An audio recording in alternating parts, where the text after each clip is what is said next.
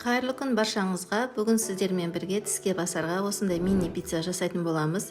Егер видеоны соңына дейін көрсеңіздер, каналыма тіркеліп, қолдау көрсете отырыңыздар. Алдымен бізге жылы сүт керек.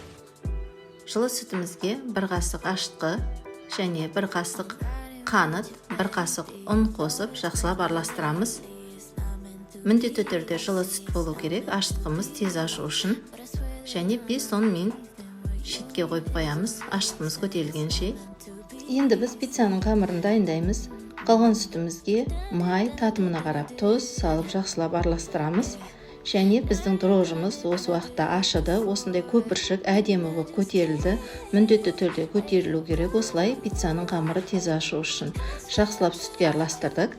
Енді біз ұнымызды жаймен електен өткізіп, араластыра отырып пиццаның қамырын жасаймыз. Барлығын толық бірдей араластырмаймыз, осылай жаймен араластырып, осындай жұмсақ әдемі пиццаның қамырын илейміз. Қамырымыз дайын.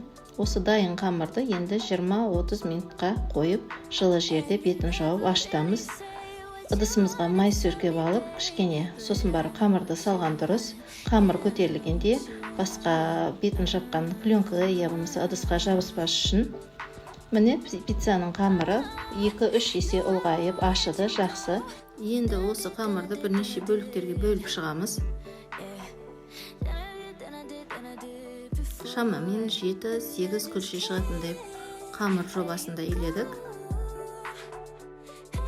Осылай қолымызбен жұмырлап, күлшеге дайындап зуалап шығамыз. Дайын болған қамырымызды пакетпен жауып 5-10 минут қойып қоямыз.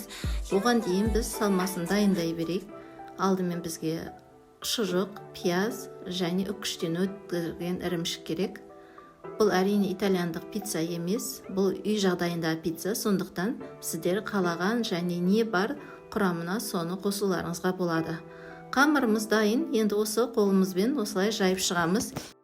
Күлшеміз дайын болды. Дайын күлшелерді табаға салып, және 1-2 шай қасық кетчуп құйып үстіне толық жағып шығамыз.